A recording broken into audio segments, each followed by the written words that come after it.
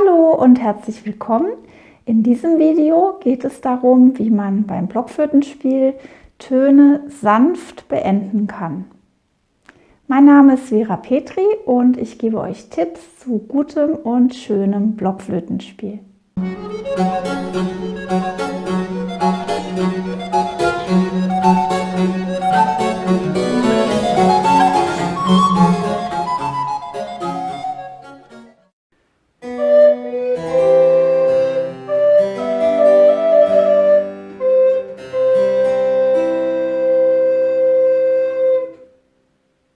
Ja, vor einiger Zeit habe ich ja schon mal ein Video rausgebracht über Schlusstöne, wie man die schön spielen kann.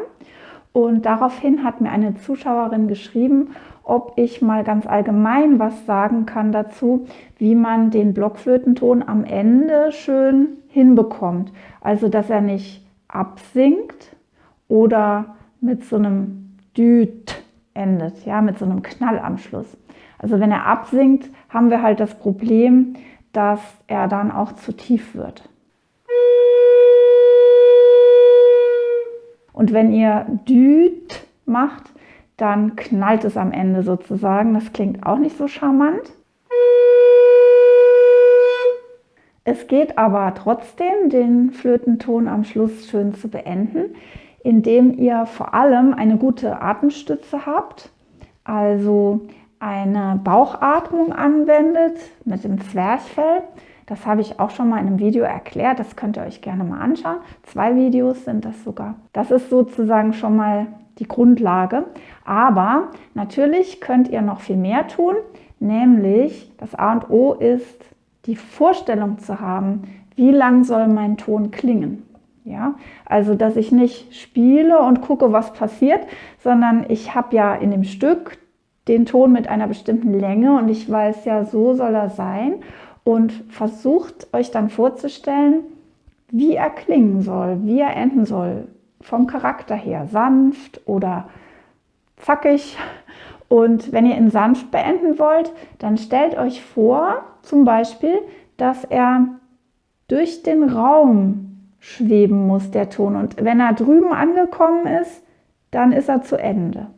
Oder wenn zum Beispiel eure Mitspieler, wenn ihr zusammenspielt mit jemandem, wenn die auch aufhören. Also ihr müsst versuchen, nicht an dieses Ende zu denken vom Ton, sondern daran, wie der Ton klingt, wie lange er klingt, wie er am Schluss klingen soll. Dann geht es mit guter Atemstütze, dass ihr den Ton beendet ohne Zungenabschluss. Also wirklich nur mit dem Atem beendet. Dass ihr nur artikuliert Dü und am Schluss offen lasst. Man kann natürlich auch am Schluss ein sanftes Dö wieder an den Gaumen machen. Also wenn ihr anstoßt, wenn ihr artikuliert beim Blockflöte spielen, dann stößt sich ja am Anfang die Zunge vom Gaumen ab, so Dü. Dann kann sie natürlich auch wieder dran gehen, ja, muss aber nicht. Dü. So wäre sie nicht dran. Und ihr könnt es machen, eben mit einem zarten Abschluss, Dü und nicht Düt. Und jetzt zeige ich euch erstmal, wie ihr das üben könnt, dass ihr gar keinen Abschluss macht und dass es trotzdem schön gestützt klingt und der Ton eben nicht absinkt am Ende. Dazu könnt ihr einfach erstmal üben, dass ihr den Ton spielt und als Beendigung öffnet ihr euren Mund.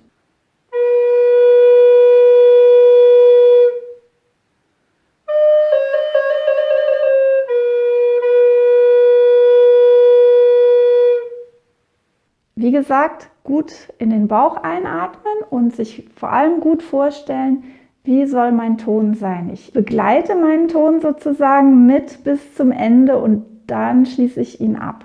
Es gibt so einen ganz kleinen Spielraum, da darf der Blockflötenton so ein kleines bisschen absinken. Das hört ihr wahrscheinlich auch. Der ist bei mir auch nicht super gerade wie eine Maschine. Das wäre auch schlimm.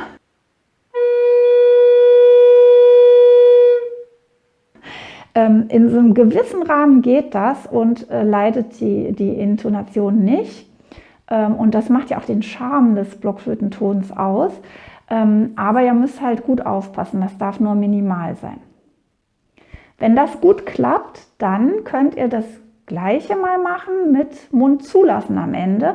Aber wie gesagt, offen bleiben und keinen Zungenabschluss machen, sondern mit dem Atmen die Luft stoppen.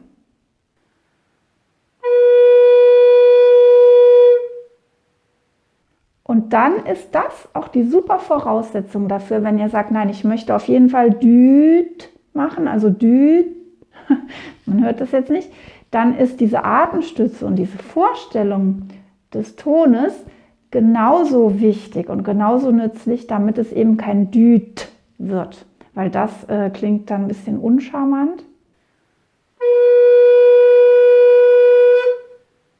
Ja, und es hilft auch, wie gesagt, sehr, wenn ihr mit anderen zusammenspielt und dann nicht nur an euch denkt und euren Ton und wie beende ich den jetzt, sondern hinhört. Der Klang ist gemeinsam und er hört gemeinsam auf. Das übe ich unter anderem natürlich auch mit unter anderem Simone. Und im Zusammenspiel mit dem Cembalo ist es dann für Simone viel leichter, so einen Schlusston zum Beispiel schön sanft zu beenden.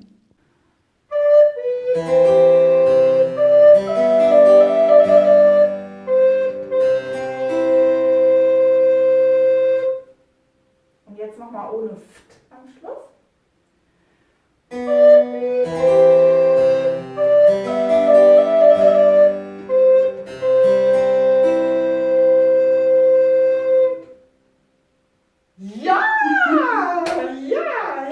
Das gilt natürlich nicht nur für Schlusstöne, sondern für alle Töne.